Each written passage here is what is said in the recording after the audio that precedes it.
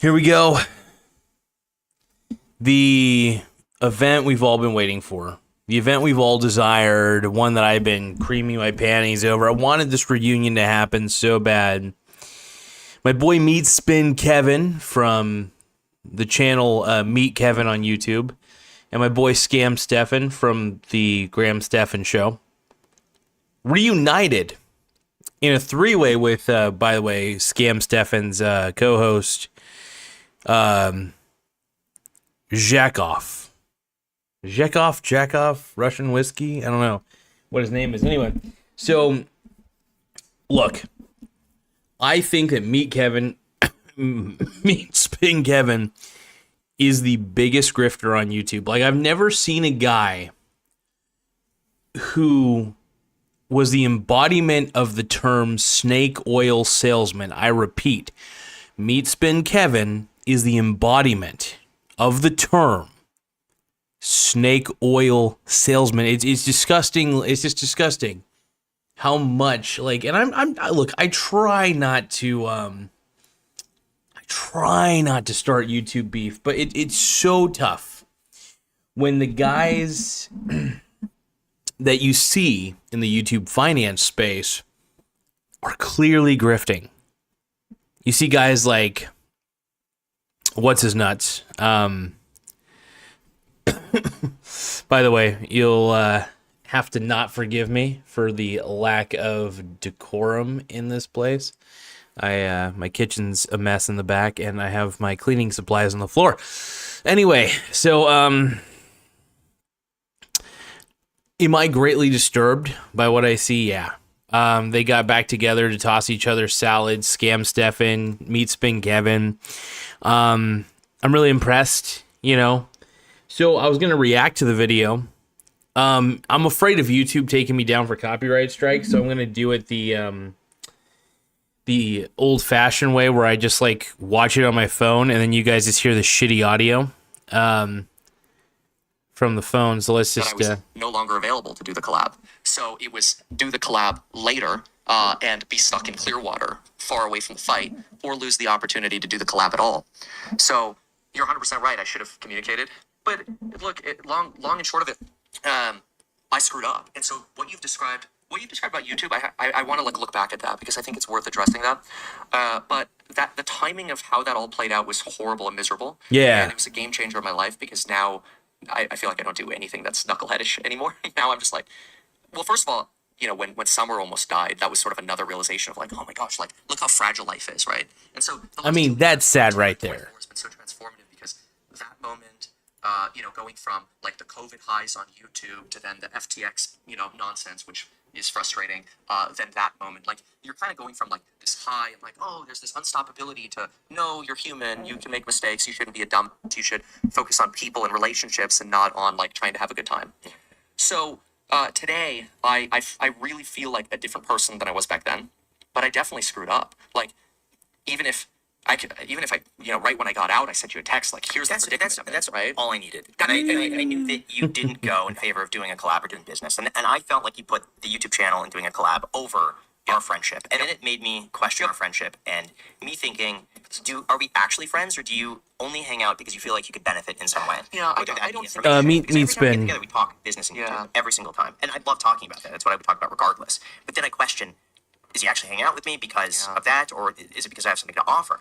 And then I went back to other times where I felt like you put connections above what I thought was our friendship. And there's been a few times in the past where you've canceled something that we've had planned, and then you do something else instead with someone who maybe might have a little more status or maybe a little more clout or something like that. I don't know. I'd have to think Oh. look at those individual scenarios. But I don't think that was the case at all. I look at going to North Carolina with you or going to DC with you. I mean, there are so many videos and times we've been together where agree. we barely made any content.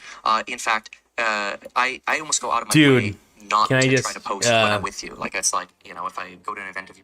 Can I just say right now, Meat Spin Kevin, dude, is a clout chaser. I don't want to hate to say it. I love to say it. Meat Spin Kevin. Yeah, I'm talking to you, bud. You are a skeezy mofo. I don't trust you. You probably don't trust me. And in all actuality, I would love it if you talk smack about my channel. Oh, but hey, I'm not the one who sells $10,000 bullshit courses. Yeah, I'm talking, dude. This is a total like I am like going straight up rapper. This is the closest thing to rap I'm ever gonna do when it comes to rap beef, and it's beefing over my boy Meat Spin Kevin. But Graham definitely does seem a little reluctant because he's like, dude, do you just care more about clout chasing, which he does. Meat Spin does. That's what he is. Meat Spin is he's a grifter, and you know, grifter recognizes grifter, partner. It's just all there is to it. Yeah.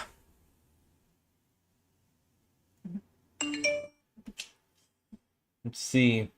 But let's keep watching Meat Spin right now.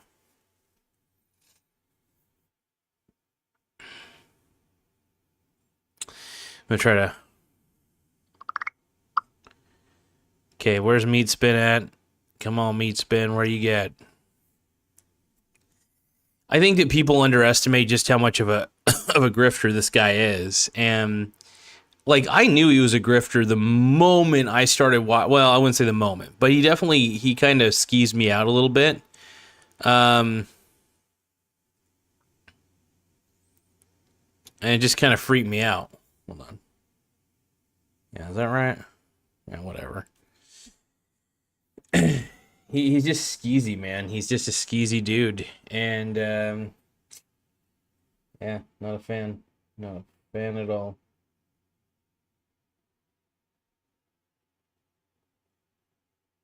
It's so frustrating. Give me 1 second, though. I'm looking at something real quick.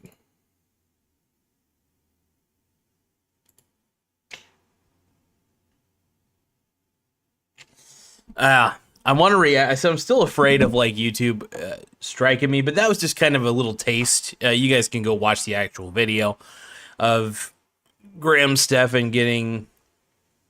I don't know who was the top on this one. If Scam Stephan was the top, or if Meat Spin Kevin was. Oh, Meat Spin. Meat Spin's kind of a forcible top. Meat Spin Kevin's a forcible top in my book. He definitely gives me those vibes. But you know, good for Meat Spin. I'm proud of him for, you know, being able to admit these things. Being able to admit that he is a scam artist. Hopefully. Maybe. So I don't know. Meat Kevin will probably eventually come on my channel. And when I say come, I mean he'll try to copyright strike me because he's a dick. No, actually, so out of the two, so I'm not a big fan of Scam Stephan either. He, it's funny, he claims to be this financial guy who could teach you finance shit. But at the same time, he's teaching you bullshit. He's teaching you how to be a normal person, a normal sucker. Scam Stephan is not. He's definitely culpable in this too. One of the reasons why I would never do a collab with either Scam Stephan or Meat Spin Kevin, only I would do a debate with them because I think that they're both grifters, hardcore grifters. We're talking about the hardest type, and we're talking about makes my pee-pee hard sort of grifters. And I just. It's frustrating to me. I can't stand it. There's just levels of grifting that I think need to stop.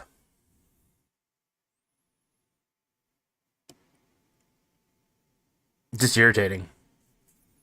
But, you know. What can you do? What can you do? Oh, but yeah, I guess we could show a little bit more. Why not?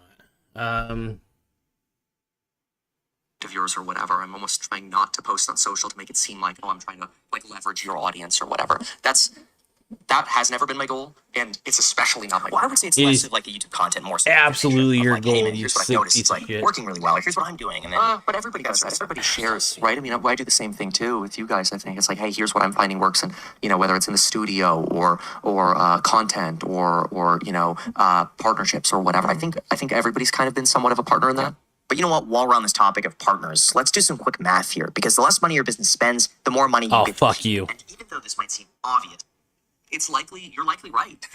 Yeah, Like, hey, yeah. I'm just blasting everything. That's different. Sir And scams in a doing lot. so, I ruined our relationship, and I apologize for that.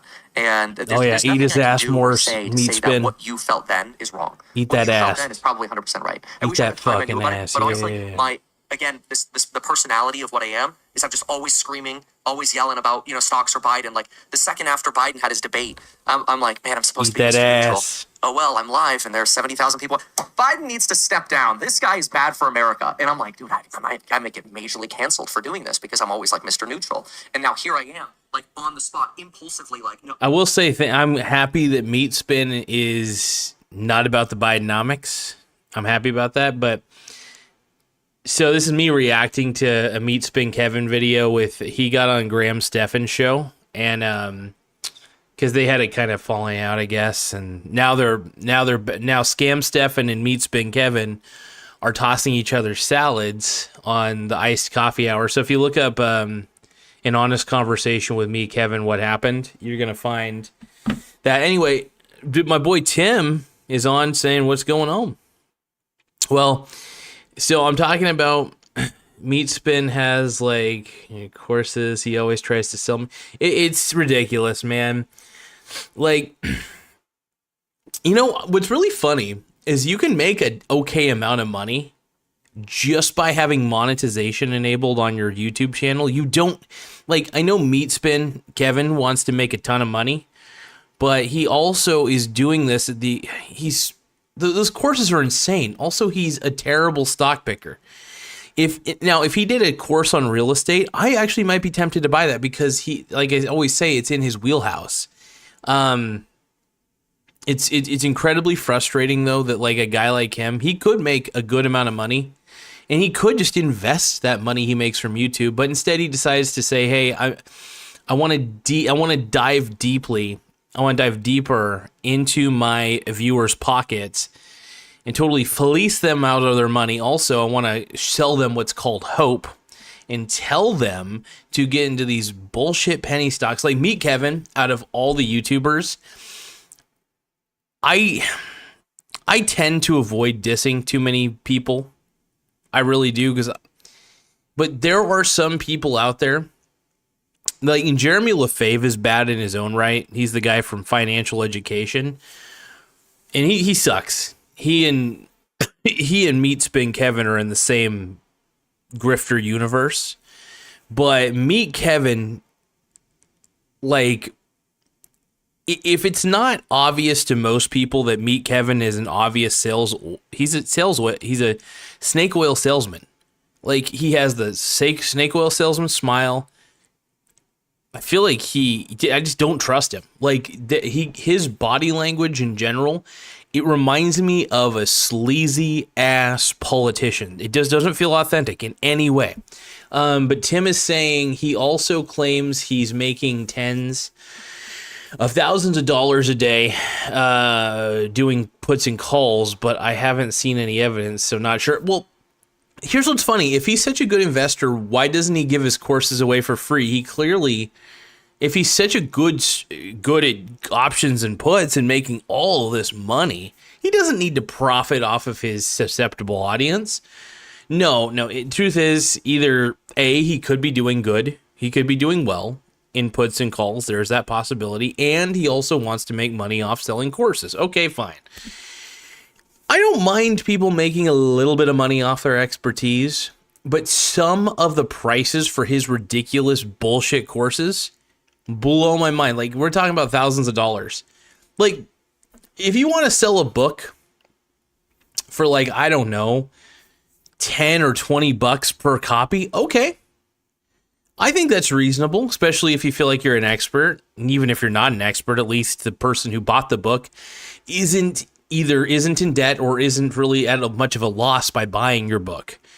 This is why, like, I think if you can't put your ideas into either a book that people could pay for, or like a video series that you could put on, like, I don't know, Patreon, that people could just pay like $10 to watch the video series, get some education, and then not lose a whole bunch of money getting good education.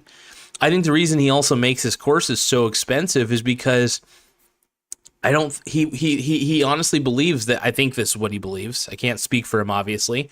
But if I were in a grifter's shoes like Meat Spin Kevin, I would sell courses especially if I didn't know what I was doing and I knew I didn't know what I was doing, I would sell my courses at the highest price possible, because only an idiot would buy a course from me, and they would be so delusional into thinking that the course is helping them. That's usually the case. Usually guys like this get found out. I think that slowly even his own audience has turned on him, which is nice. I feel like he's getting what he deserves. Meat Spin Kevin is getting exactly what he deserves. I'm okay with that. I hope his audience completely turns against him, because I'm sorry, I can't stand him. I can't stand him. I think he's fake. I don't like it. I've never had, like, I don't like Jeremy Lefebvre or anything, but I feel like, and this is going to sound crazy, I feel like Jeremy Lefebvre is more authentic than Meet Kevin, and that's saying something. And he's the financial education guy. I mean, don't worry. I still think Jeremy Lefebvre sucks ass and is definitely just as much of a grifter. He sells really expensive courses too, and it sickens me. So Tim is also saying he was one of the first ones to give a breakdown with maps of the Trump shooting. I like his political commentary more than his... Oh yeah, no, he's a great... Well, this is why he's a great political commentator. He's perfect for politics. Like, I think he should... Well, I hope he doesn't run for any office, but I think sleazy guys like him, they belong in politics. I don't know. Like, I prefer less sleazy people in politics, but I swear, like, you know, and okay, so I'll give Meat Spin props. He is an intelligent guy, but he's also an unethical guy. Meat Spin Kevin is exactly what you get when you mix a lack of ethics and intelligence together. I'm not saying he's stupid. He's clearly not. His audience is stupid for buying his courses. But his audience, when you're broke and somebody is basically shining this light of hope that they can help you 10x your money, you're probably going to think that you need to fork that money out. It's really stupid. And I think that Meat Spin Kevin, if he was ethical, he would say, like, hey, it's probably recommended that you're already making an okay amount of money before you buy into my course. If he's really selling these courses, he just needs to sell to higher end people, you know. I don't like it. I don't like it when weak people are taken advantage of. I hate it. I hate it. I'm not saying that, like, I hate it when people are in a rough position and then you have some jackass like Meat Spin Kevin trying to, what's the word? It's a certain,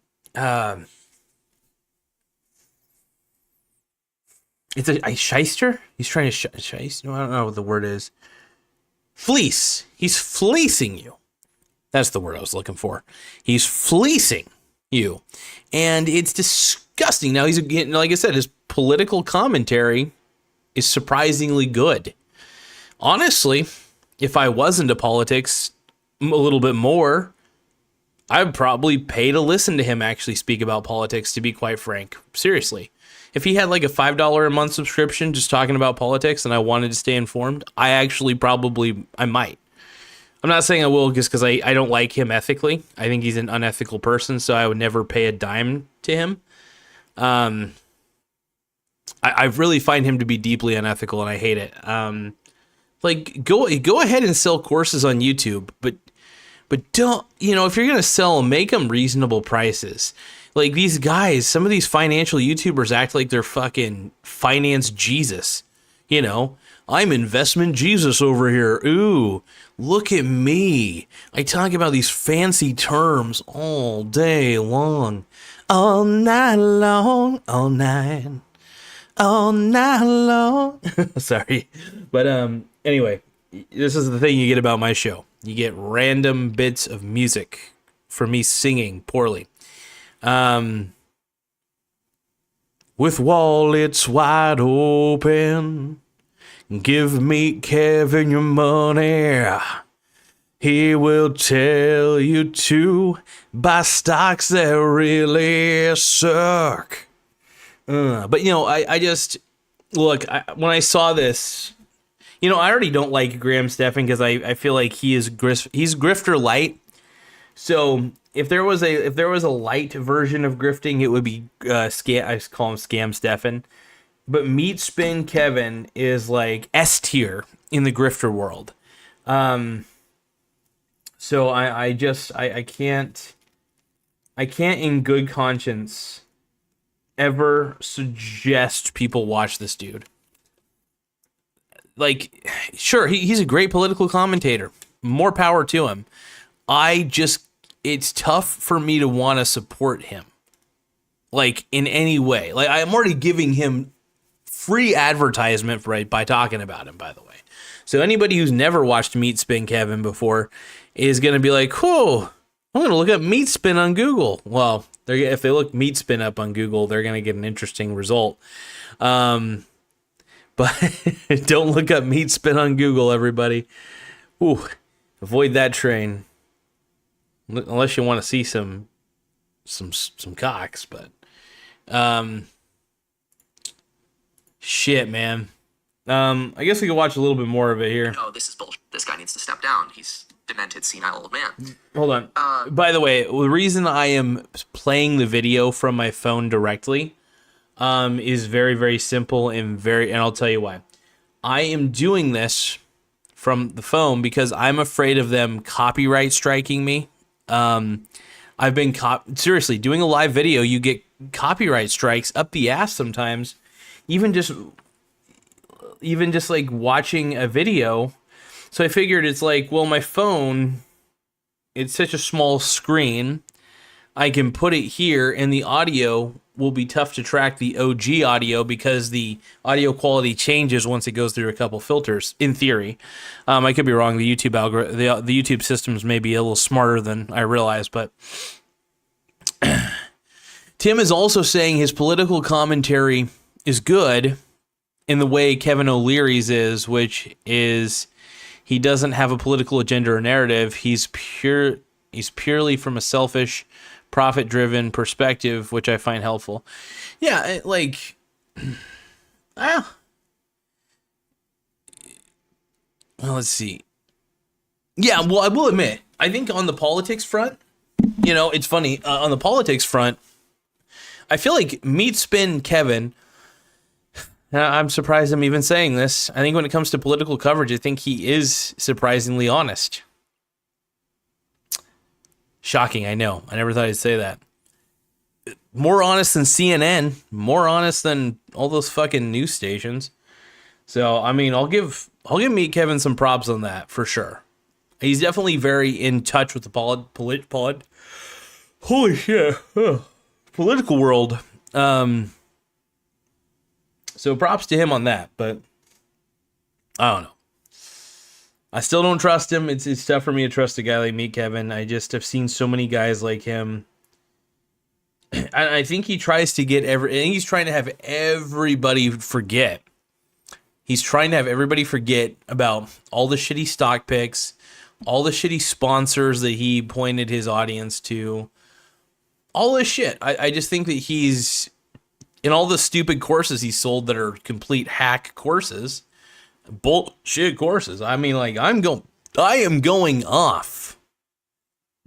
I am straight up, like, I've never, like, been so angry at anybody on YouTube. I'm not kidding. Like, I'm usually, like, don't get me wrong, I'm going to do a Jeremy. If Jeremy Lefebvre starts trying to toss Scam Steph and salad, I don't know. I got to come with a good nickname for Jeremy Lefebvre. I mean, I usually call him like Jeremy LeBabe, because I think, you know,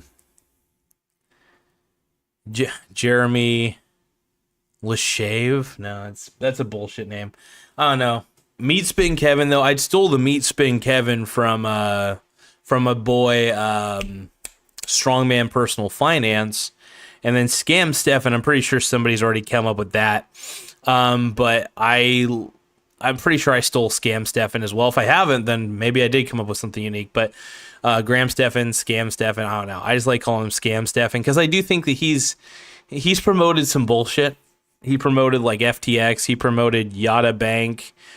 He just promotes bullshit gambling products, and I just feel like he doesn't want to see his audience succeed. That's how I feel. I just feel that way about him. So Tim is saying, I remember like 6 months ago, he deleted everything off his channel and started over again. That was sus. Haha. Yeah, he doesn't want any proof. Like, he doesn't want any sort of proof to be out there, which I'm pretty sure people have saved a lot of his videos, but he doesn't want any proof of the fact that he's a total piece of shit. Like, he is, like, I don't care how bad this makes me look, but there are some people who deserve to have the shit talked about them. And out of all the people on YouTube that deserve to be shit talked, Jeremy Lefebvre and Meat Spin Kevin. Those are the two dudes. There is Andre Jeek, who I think is a little bit of a grifter as well. You know, but it's tough to say. I don't know, but the problem is, and I think Strongman Personal Finance and I think myself, Strongman, I think Investing with Cole, I think a lot of these channels that are up and coming, including my own, we're tired of seeing douchebags, inauthentic douchebags like Meat Kevin. We're tired of seeing Scam Stefan. I think Scam Stefan's probably the nicest out of all of them, so I'm not gonna totally hate on him, but I am definitely gonna, I don't know. They kind of are tossing each other salads in this video, and it's a little disgusting. But yeah, I'm just kind of sick. I'm just sick about, like, I feel like guys like Strongman and myself, and like my boy Jay Nagy, all these dudes who are up and coming in the what I like to call the honest finance space, where we're not trying to pick your pockets. I think the guys that are trying to pick your pockets, you should be a little sus of them, to be quite frank. You should be a little scared of them. I don't know. I just, if I'm going to make money, I want to make money off like having a sponsor, a sponsor that I feel is reputable and one that I use. So it would have to be one I use, and I'd have to feel like it's reputable. So Tim is asking, has CoffeeZilla ever taken on Meat Kevin? I think he's done a couple segments where he talked about like finance YouTubers in general, promoting shitty products, and Meat Kevin appeared on that one quite a few times. But it was like a collection of the finance dudes. I even had Graham Stefan on there, had Andre Deek, and then had my boy Jeremy Lefebvre was on there for sure. Dude, Jeremy is like, out of all the ones who gets the most hate, it's definitely Jeremy, and that's deserved, by the way. It's tough for me to figure out like which person I can't stand the most out of the two. I think it's funny because Jeremy has definitely had way shittier stock picks, and Meat Spin has had a lot of shitty stock picks too. But if I was just gonna go with the ones, I mean, they both scam their audience so well.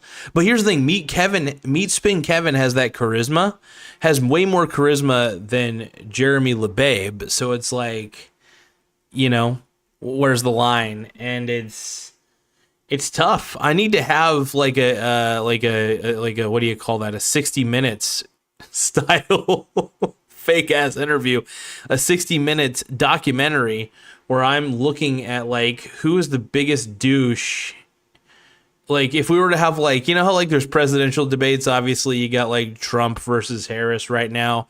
Well, if there was like a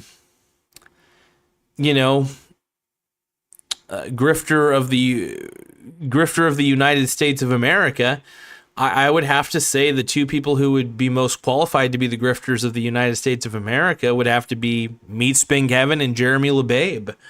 And I would love to see them both battle each other. I'm trying to do a Trump impression right now.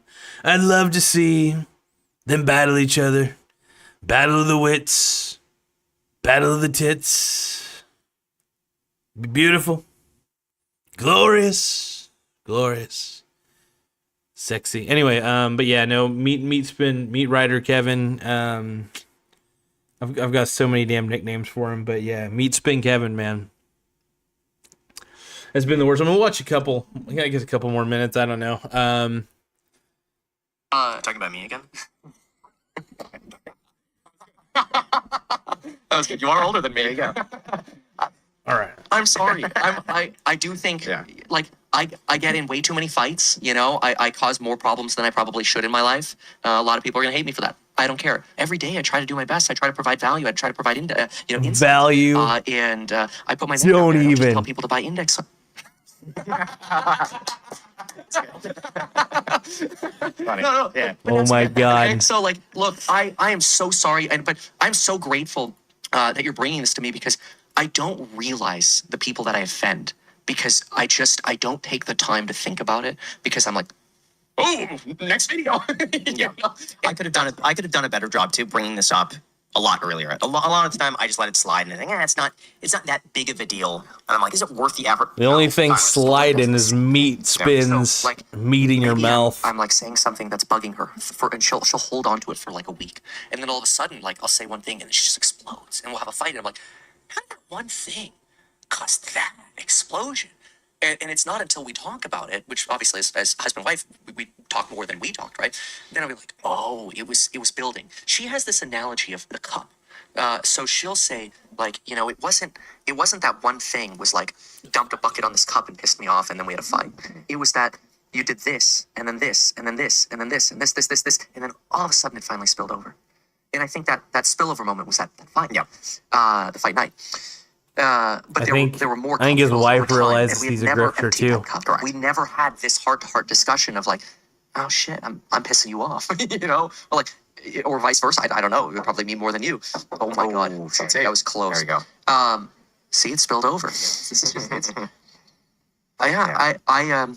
Yeah, and I know that I found that about myself. The only thing spilling is cum out of my person. I definitely screw up a lot, and so this is really insightful. It's a little embarrassing on camera, but I think it's good. I've never gone to a therapist, and this feels like therapy.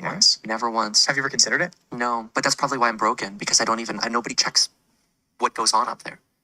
Well, it's good to discuss this, and I'm happy for my buddy Graham. I'm happy for you too to hopefully be able to sort all of this. So happy they're fighting. No, what? Okay. I'm happy they're both tossing each other salads so much right now. I'm proud of them. I'm proud of them for coming out of the YouTube closet and grifting together. I think teamwork and grifting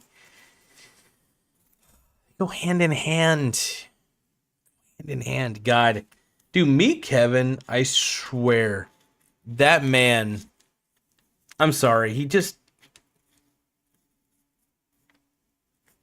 gives me the heebie-jeebies. Like just his demeanor. It feels very, like I said, it feels very inauthentic. He feels very much like a chameleon. I would love it if he was. I just think that if he came out and just said, "Hey, I have been grifting you guys. I don't know what the fuck I'm doing with stocks picking. I really don't.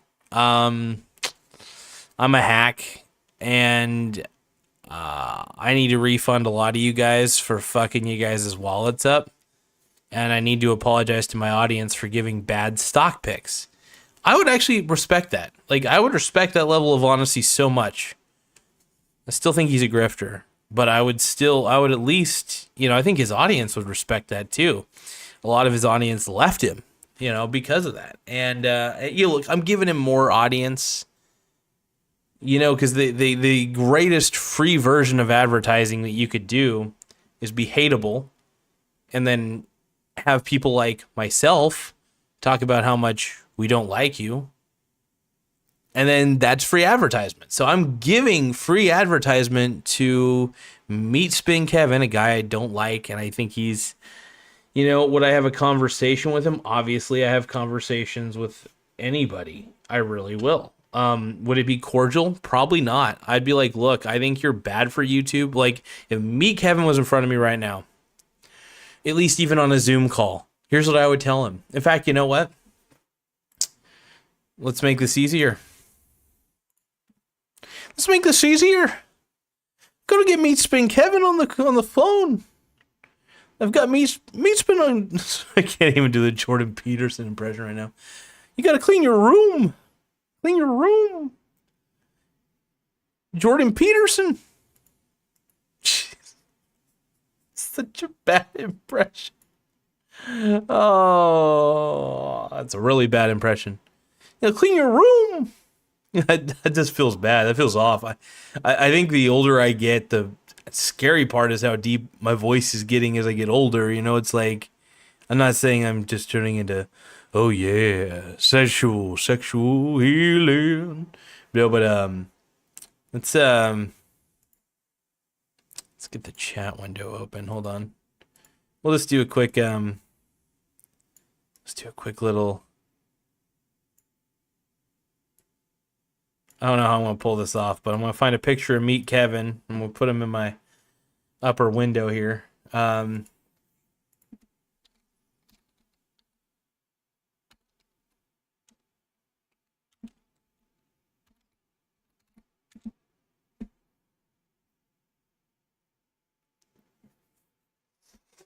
right.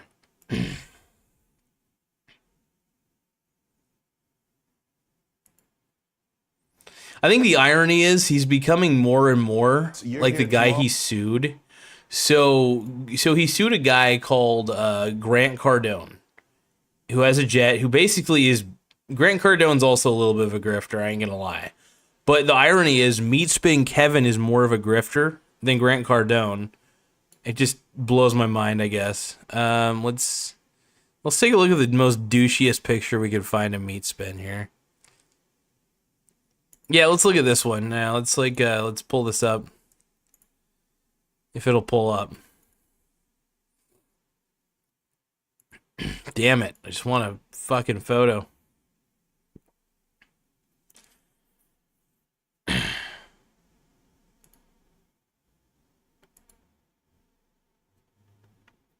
All right. Well, here, this'll do. I don't know. Fuck it. All right. Meat Spin Kevin, thank you for being... This is like if he was on my show. Here's what I would tell you. I'm putting an image of you on my computer screen so I can pretend like I'm talking to you to say the things that I need to say to you. You're bad for YouTube. You grift your audience. It's disgusting. You sell annoyingly large dollar amounts for your stupid stock picking courses, which are terrible, by the way, because you clearly... You suggest people buy these shitty ass companies that you're going to say are 10xing really soon. You are no different than Grant Cardone. You are no different. By the way, it's my opinion. So Meat Kevin will probably try to sue me because he's a piece of... But yeah, Meat Kevin, you are... the more I look at his photo, by the way, the more angry I am because I know how much of a snake oil salesman he is. But Meat Kevin, look, you are a piece of garbage. Sorry. Not sorry. Now I sound like a millennial. I feel ashamed of myself for saying sorry. I'm not sorry. I'm disgusted with myself, but you wouldn't be. You wouldn't be disgusted with yourself if you said something stupid like, sorry, not sorry. Well, guess what? Boom. I'm the man. I'm the man. I'm going to, you know what, me, Kevin, you've inspired me to grift my audience. Hey, audience, I have a $10,000 course that I want to sell you. First, Venmo me $10,000.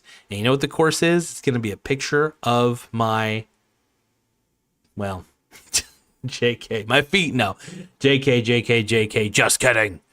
I don't want YouTube to ban me. YouTube would never ban Meet Kevin, though. Meet Kevin keeps the YouTube audience stupid and coming back. I keep the audience, I wouldn't say, I don't know, I kind of dumb down the audience too. Who am I to say? But look, I'm not trying to sell ridiculous courses. You are. Courses that suck. Look, you are not good for financial YouTube. I think in a lot of ways, you and Jeremy LeBabe have ruined finance YouTube. You have given it a bad name. You give finance YouTube a bad name.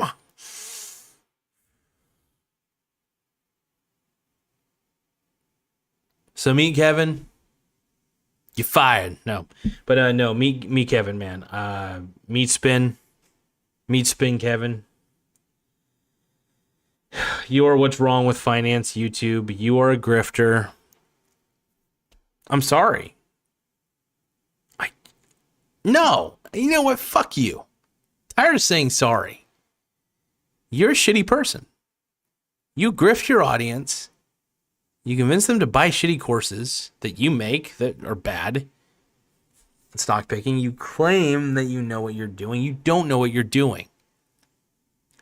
You sell hope to your audience where there is none. There's no chance. And you're just not that great at stock picking. And you know what? You should be in politics. You should be covering politics, Meet Spin Kevin. You want to know why? Because you're skeezy. You are a snake oil salesman. The reason I'm saying it slowly is so your audience, and I am making fun of your audience, because if your audience is stuck by you this whole time, they are dumb. And they deserve to lose all their money. Because if anybody, by the way, if anybody has been watching Meet Kevin for financial purposes, for learning about finance, and you've been watching him for more than, I don't know, let's say 2 years, at this point, maybe you just deserve to lose your money. Now, let's say you bought his courses, and you still buy more of his courses. Go ahead and just lose your money, because it's pretty much what ends up happening. I'm sorry, he's just Meet Kevin is just an untrustworthy person. He just seems so untrustworthy. I just can't stand it. So anyway, all right, that was very hate-filled, but it was necessary.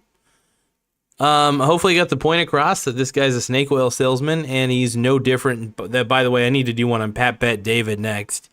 Pat Bet David is another one who reminds me so much of Meet Kevin. Don't get me wrong. I actually, like, for the most part, I agree with Pat Bet David's politics. I just think that he's also a grifter. He super grifter. Like these, like, Pat Bet David may not be in the finance space, he's in the politics space, but he's definitely grifting in the politics space a lot. So I don't know. But if anybody, I'm going to probably end this live stream here in a second, but if anybody has any thing they want to ask in the chat, or statement, a question, just anything really, post in the chat. I'll stay on probably for another 5 minutes, or depending on how I'm feeling, or depending on interaction. If after 5 minutes there's nothing, then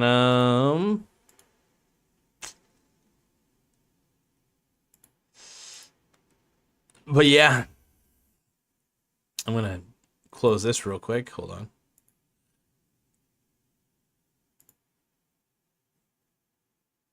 Wait a minute. Just realized my logo got hidden.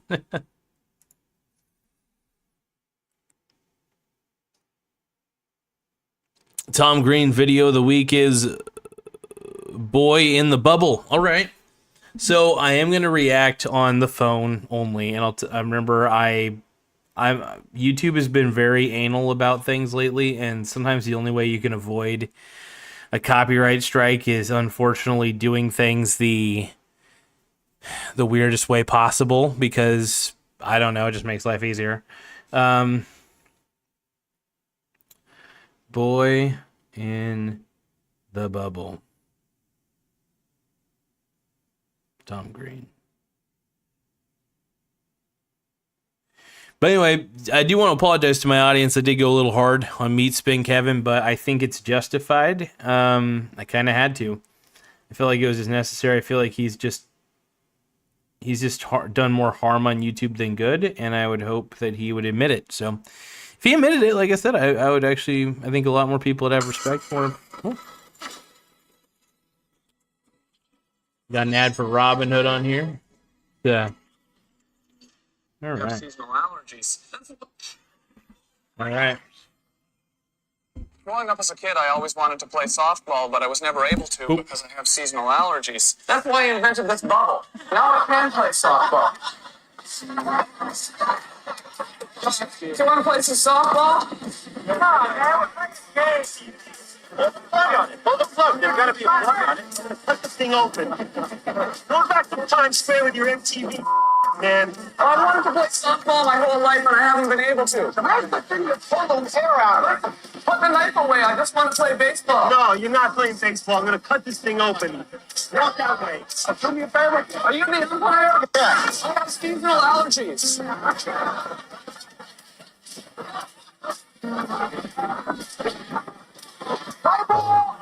Wow! Swing, bada, swing.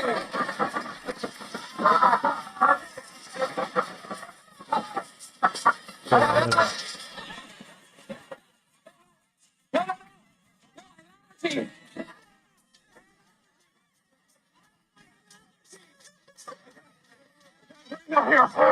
Breathe in this environment. Okay. Have a seat over there and you'll be fine. Okay. I don't really have allergies. Oh, man. Dude, Tom Green is just too fucking great, dude. Well, he's one of the best things to come out of Canada, I swear. He and Ryan Reynolds. By the way, my boy, Tim, did you end up... I don't know if you've seen it yet, but have you watched Deadpool Wolverine at all? It's pretty damn good. If you haven't watched it yet, just because honestly, it's pretty worth it. I love Hugh Jackman. I love Wolverine in general, and I also love Deadpool. So both very good characters, and that was honestly a lot better than I expected it to be. So I had a good time watching it.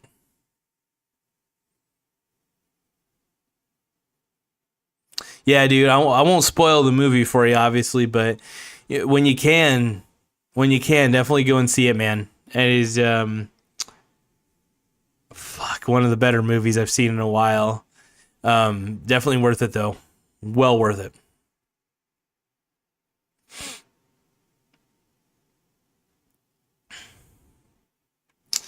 But,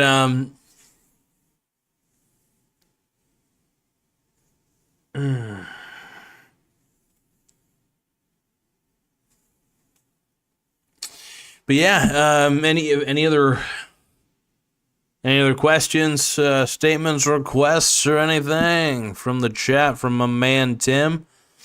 Thank you, Tim, by the way, for watching my crazy nut job videos. I appreciate it, man. I got to get you back on the show more often, man. It was fun. It was fun interviewing Sylvia. I was actually gonna do probably soon enough, kind of a reaction video, or like not a reaction video, but like more of a reflection video of how the interview went. Kind of talk about like Defiant CEOs. Oh, thank you, Tim. So Tim's saying your Jablonski interview was actually really good. No, I appreciate that big time, man. Thank you. I wouldn't say that I put the most work into my questions at all. My questions were very basic. But I felt like there were some things that I wanted to ask her that I felt like would at least give my audience a good understanding of the Defiance ETFs, or just the company itself. Because, I do like to look out for my audience, so there is a certain level of skepticism I like to have. I tried not to ask Kiss too much, obviously. But no, I wanted to show her respect because she wanted to come on my channel, and I just thought it was cool. So I was just like, well, I wanted to try to give her as much of the floor as possible to really, especially with my cryptocurrency answer, I said, hey, look, flat out, I believe cryptocurrency is a Ponzi scheme. Can you change my mind on it if you can? I don't know. But, I don't know. I still think I think like I always say, software is great for crypto. I think it's cool. It's fascinating. It's pretty damn innovative. But cryptocurrency in itself is not a store value. That's my argument. But the crypto itself that you buy is not a real store value, is all I'm saying. Tim is saying you should have asked her what she thought of me, Kevin's ETF PP. Oh, man, that would have... Damn, that was a missed opportunity, to be honest. Like, what do you think of Meet Kevin's PP? What do you think? It's... a very large ETF or a very small ETF? Be like just terrible dick jokes about Meet Kevin's PP. I'm sure Meet Kevin has a bigger schlong than I do, though. I'm pretty sure Meet Kevin's got a bigger schlong than I do. I don't think I have. I think I'm very average for the most part. So I don't know why I'm thinking about Meet Kevin's meat. All this meat spin shit. I'm thinking about Cox. God damn, dude. Fuck. I got a problem, folks. But but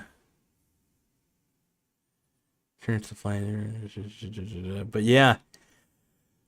I'm excited. Oh man. But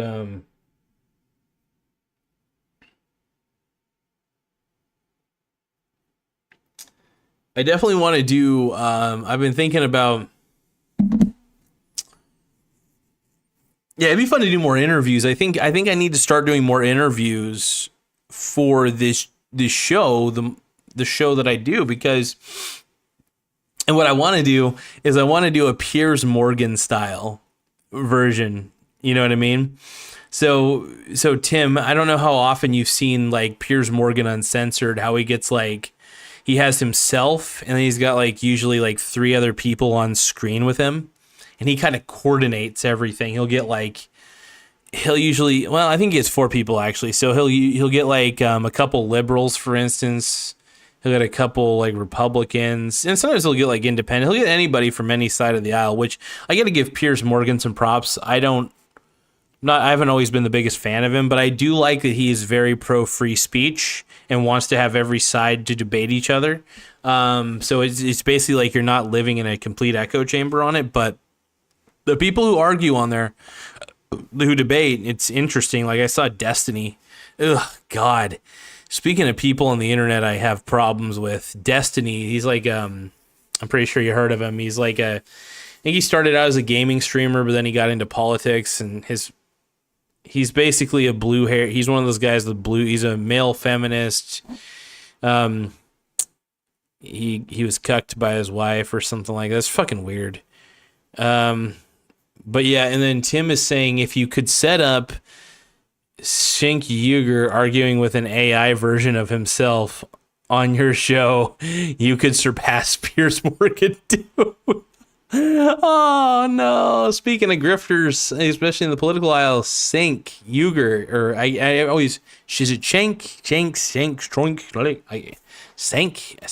I think it's his name, how you say it, but yeah, I know what you're talking about, dude. He's so fucking annoying. Like, it's Destiny and Cenk Uygur of the Young Turks are just like, boo. If I was a Democrat, dude, like, I would think twice about like, luckily I'm not, but like if I was a Democrat though, I would think twice about being a Democrat just because of Destiny and fucking Shank Uger. I even think Shank, I can't see his name properly. I think his co-host, like Anna Kasparian, doesn't want to be a part of the Young Turks anymore. She's like, dude, she's like, she got, I guess the term would be red pilled or whatever, but I think she's just done with the left, and thank goodness, who isn't? But yeah, I'm definitely voting for Trump for sure. Daddy Trump has got my vote. I need to become a political grifter. I need to be like that kid Harry Sisson. Sisson, I think his name is, the Biden guy, the Biden kid who's like 20, I don't know, like 20 years old, 20 or 21, who's just in love with Joe Biden. Paid to love Joe Biden, probably, allegedly. But yeah, no, guys like Harry Sisson inspire me to become a political grifter and go on shows like Pierre Morgan and defend. I'm gonna be Kamala Harris's #1 supporter. I'm gonna pretend to be an ally, and because that would be hilarious. And yeah, I don't know. Oh yeah, Tim saying, who will the nominee be? I think they will elect someone else at the convention instead of Kamala. Dude, I don't know, man. They really injected her like hard. I just have a hard time believing. I have a hard time believing anybody with even a remote amount of sense would want her, of all people. Like, she was like, first off, when she ran against Joe Biden in the primaries of 2020 for the Democratic primaries, she was immensely unpopular. Extremely. She didn't even get a single freaking delegate, as far as I remember. Yeah, nobody believed. It's funny because she is, like, not a lot of people like Biden, but I think that Kamala is more unlikable than anybody. She's just, a lot of things about her, she's another person who I feel is a bit of a grifter in the political space. Yeah, I'm not a fan. And to show my support of the Democratic Party, I'm voting for Trump. No, I'm definitely voting for Trump, though. I can't stand Kamala. I think it doesn't matter really who the Democrats pick at this point. I will admit, if the Democrats decided to have some balls and decided to say, "Hey, RFK Jr. is our primary candidate. We're gonna go with him as the Democrat nominee." But I think he already switched to independent, so I think it's a little too late for RFK Jr. But no, I'm definitely voting for Trump, though. But I was gonna say, if it was RFK Jr. versus Trump, I mean, at least we'd be able to choose from two people that I think would be relatively all right, and it'd be tough for me to choose who I'd want to vote for at that point. Because I mean, I definitely lean more Trump, but honestly, I would not object to an RFK election either. So.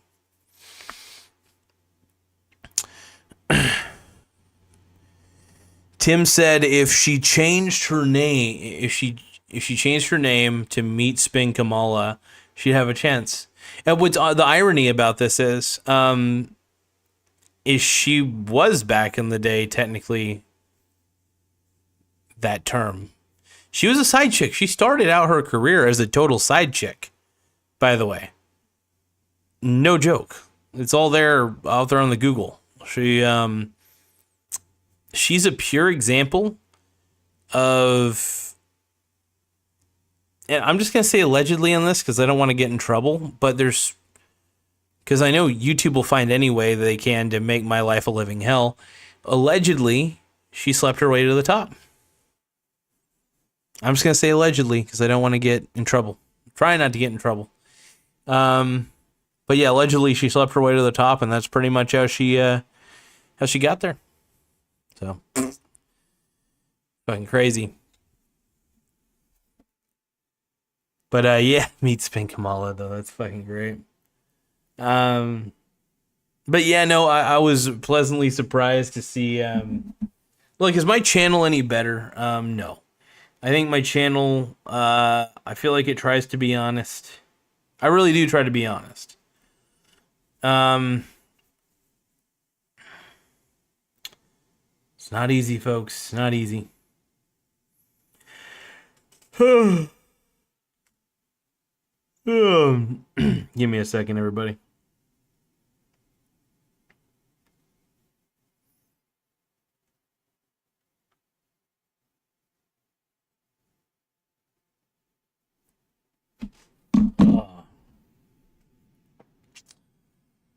But I got some studying to do here in a few moments. I'm still getting the rest of my certificates for. I got my IT, my Google IT certificates, which were pretty dope. But I'm still working on my Google digital marketing certificates. I'm on 5 out of 7 of the certificates, and once I get all 7 completed, then I get a grand certificate that basically says that I completed all the necessary coursework to get the certificate, which is pretty dope. So I'm hoping I got this. I'm pretty sure I got this. I've been doing really well in these, but passing with flying colors on it. I love educating myself as much as possible. Yeah, got to keep doing what I'm doing, keep rocking and rolling.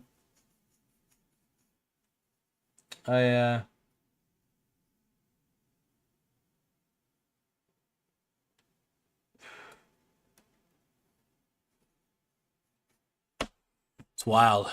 Wow, wow, wow. Wild, wild west.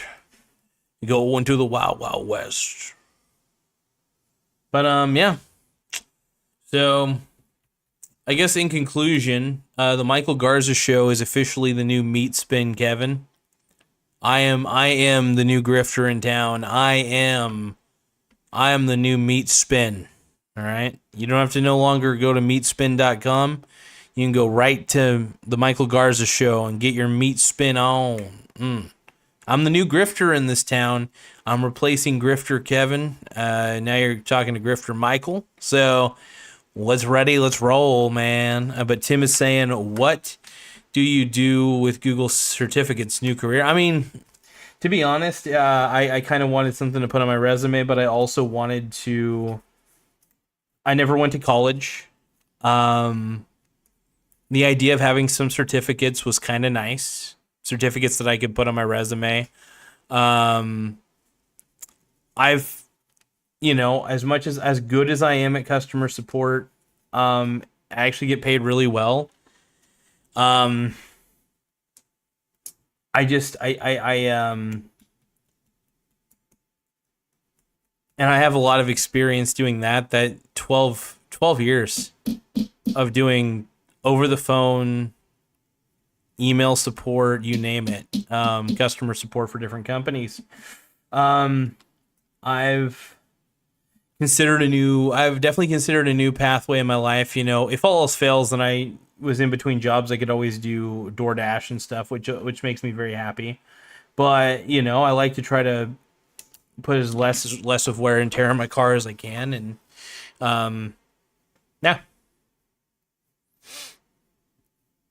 What's really nice though is I use Everlance for tax deductions, which is really cool. So I love that shit. But yeah, I've considered a new career. The Google certificates are nice. They it's basically saying, hey, Google basically trained me and I passed the tests.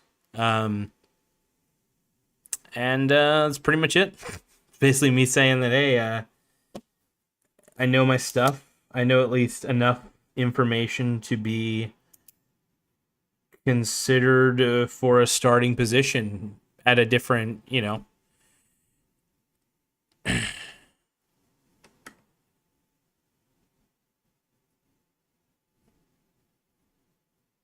well, my plan was to retire way earlier.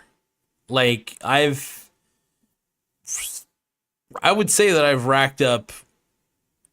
I dedicate a lot of my spare money into my brokerage accounts. So I invest a lot more than the average individual does. And because of that, I will say that I don't think I'd be retired completely in the next 4 years, maybe 3 years. I'll take that back. I'd say 3 years. I'd have enough passive income from my dividend portfolio to where I could just do DoorDash part time and not have to do any other work except for just doing delivery driving. But I'd rather not go that route. So I'd rather try to go the route of I do want to have a little bit of a swing trading portfolio. So that way I'm funding my portfolio a little bit more.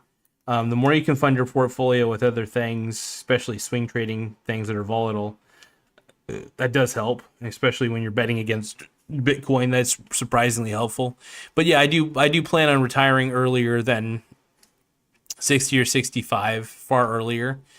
I just think it's a bad idea to try to. And look, when I say retire, what I really mean is making work optional is really the goal. Making work like I'm not gonna die if I don't have a job, sort of thing. Like if I only have my investment income to rely on, I'm not gonna die, sort of thing.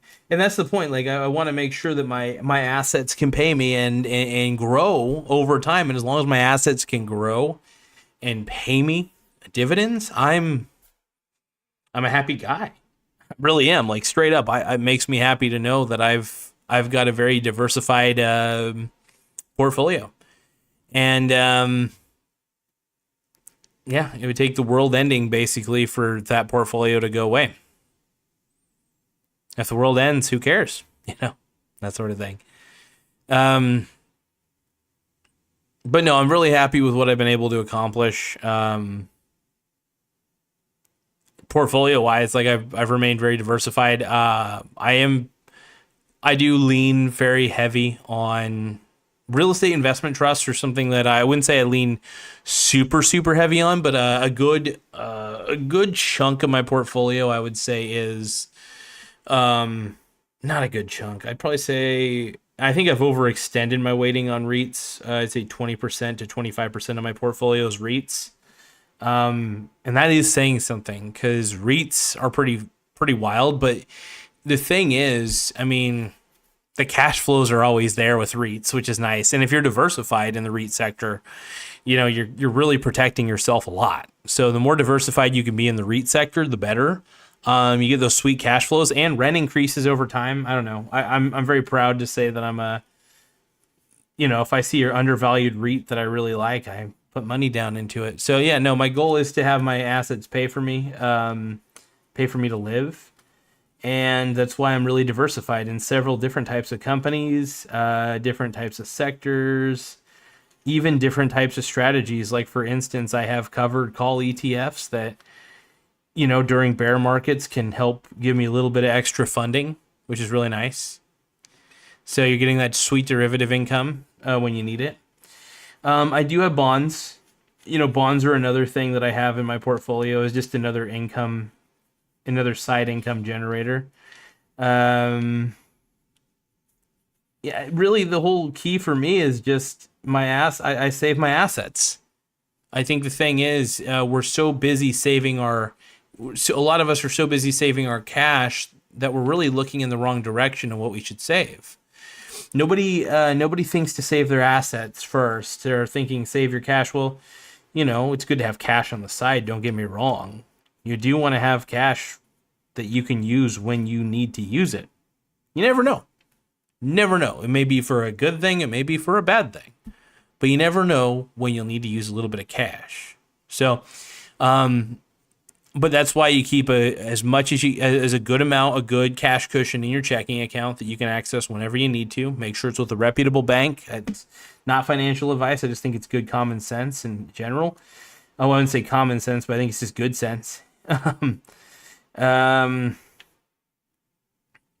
yeah, I just think that spreading out your risk and being really, really diversified is a good thing.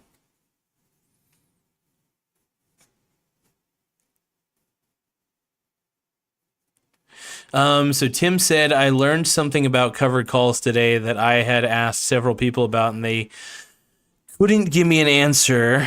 which is who is actually doing the betting on the covered calls?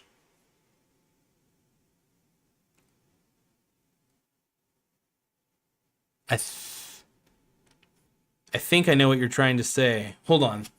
So when you're doing a covered, so when you do covered calls, the whole theory goes like this, and I'll try to illustrate it real fast. Let's say it was on the most basic level, right? Oh, okay. So we'll go.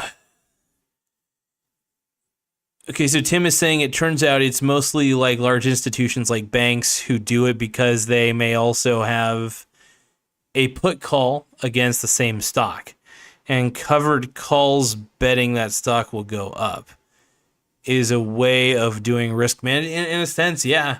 Covered calls in the sense that I know about them in the most basic sense is let's say I buy 100 shares of, I don't know, let's just say Garza Inc., right? So I'm buying 100 shares of Garza Inc. So I buy. So the whole idea is you buy first. You buy your shares first at whatever price they are, right? And then comes the next strategy is write. Then you write the call. You write a call option. Basically, you're selling a call option using the 100 shares as collateral. So remember, you buy the 100 shares of whatever first, then you write the call option contract, right? You write the call contract. And then after you write the contract, you sell it out to the market at a premium, whatever that premium may be. And what the call contract basically says for whoever buys it basically gets to buy at the strike price. So there's always a strike price, whether it's a put or a call. There's always a strike price, and it's your right to buy at that strike price. So if you bought the call contract that I wrote and you happen to be right, you get to buy 100 shares of Garza Inc. from me at the strike price of, let's say, $7 was the strike price, and let's say the current price per share is like $13. You just made a heavy profit right there, bud. Especially if you exercise that option. Now, that's kind of how a covered call works. So on this end, the whole goal is you would prefer not to have to use your not to have to use your shares as collateral, but if it happens, it happens. They get to buy, you have to sell basically your shares at that strike price, whatever it may be, to the person who has the contract. So call options can be really, really handy if you are a buyer of them, if you're buying those. But yeah, anyway, so long story short, the buy right strategy, that's the most basic covered call strategy that I could think of. That's my favorite. The only reason I like to have covered call ETFs in my portfolio is honestly, it allows me to, one, not have to do the process myself. Two, especially if you, like, for instance, I already have the S&P 500. So having S&P 500 covered call ETFs that, it allows me to kind of get derivative income from something that I'm already invested in, technically. So I don't know. It's just that's the way I look at it, at least. Tim is also saying, I also learned that a stock or ETF offering the covered call may try to buy the option back instead of sell it at a higher strike price in order to avoid paying capital gains tax on the sale. That doesn't surprise me at all. That actually makes perfect sense. That sometimes it's easier that way, because if you have to sell it at that price, it's a pain in the butt. Yeah, sometimes buying out the option contract would actually be in the favor of Or just avoid a tax bill at the end of the year. That makes sense. Cover that as a loss. Holy shit. But yeah, as far as it goes,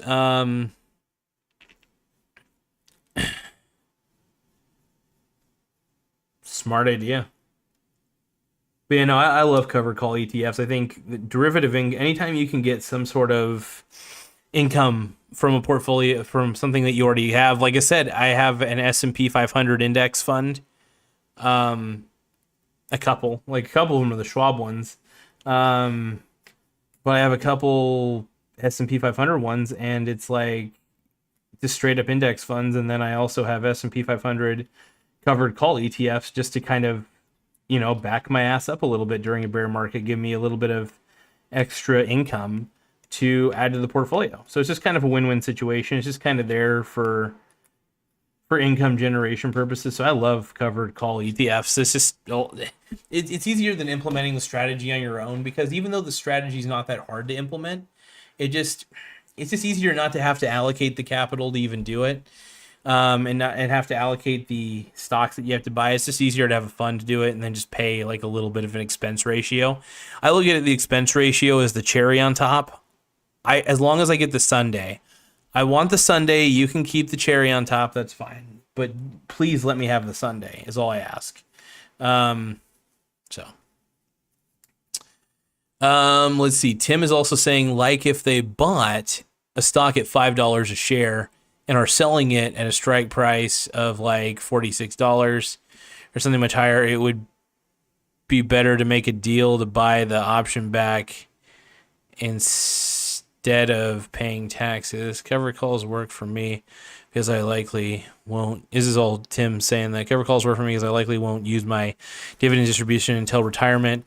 Cover calls are low volatility and I don't want income volatility in retirement. Yeah, I was going to say they're good to have. They're just good to have there. Don't make your portfolio completely dependent on covered call ETFs. That's probably not a good thing. But only I don't know. Just it's good to have some of them, in my opinion. One thing you did say, your example, Tim, where you said like if they bought a stock at $5 a share and are selling it at a strike price of $46 or something much higher, it would be better to make a deal to buy the option back instead of paying. Well, I mean, if you're when you're writing those contracts, you actually, sometimes it is good to have a strike price set on there that's way higher. I mean, you don't get as much of a premium, though. You are risking premium amounts that you get, but essentially, if you're writing the contract, you don't ever want the price per share to go above the strike price. Now, if you're the one buying the contract, that's a different story. You do want it to go up. It just depends on who wrote the contract and who's buying the contract, if that makes sense. So the person writing the contract obviously wants it to stay below the strike price. Person buying the contract, well, they want it to go above the strike price because they, in any sort of option, whether it's a put option or a call option, truth is there's always a winner and there's always a loser. Usually the winner is the person who sells the option, who creates the option itself, the contract, and then sells it to somebody for a premium. That's usually the person who wins. And that's just the truth. Those are the people who win ultimately. In most situations. I mean, it really depends. But yeah, I think they're good to have. I really do think an ETF that does covered calls for you, it's pretty solid income generation. I like it.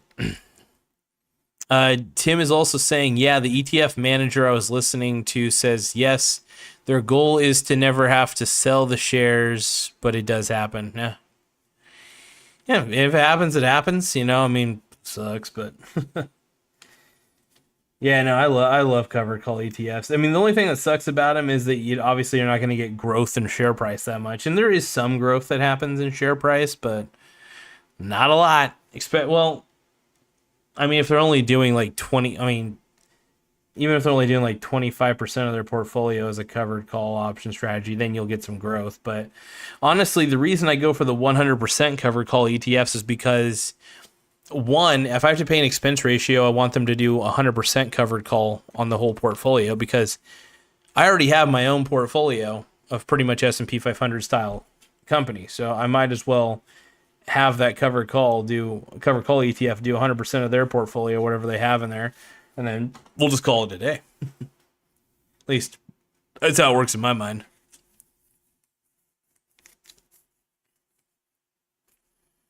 But yeah, I'm a little bit tired. I still got to do a little more studying. But Tim, you got any final thoughts, my man? I appreciate you sticking around and chatting with me, my man. We got to do a StreamYard together soon. Like really soon. Like I don't know when. I mean, I do have a later shift now, so I can actually stay up later, which is kind of nice, but I know that you have to get up pretty early, so I don't want to ever have you get up too early, you know.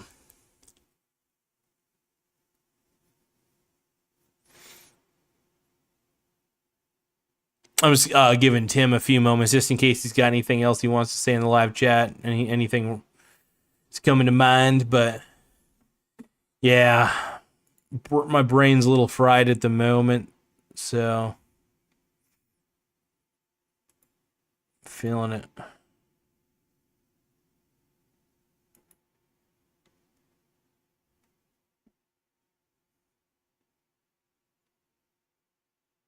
Tim is saying, I quote, "Stay away from the deli tray when backstage with me, Spin Kevin." Oh, shit. By the way, anybody who gets Meat Spin's politics, I say go for it. Honestly, I hope people have fun watching Meat Spin Kevin. I really do. Just try to... I'm just going to say this right now. Try to avoid his finance shit. The man is trying to sell you a pipe dream and it sucks. Anyway, catch y'all later. Thank you, Tim. I appreciate it, brother. I'm going to get back to it. I'm going to get some shit done. Anyway,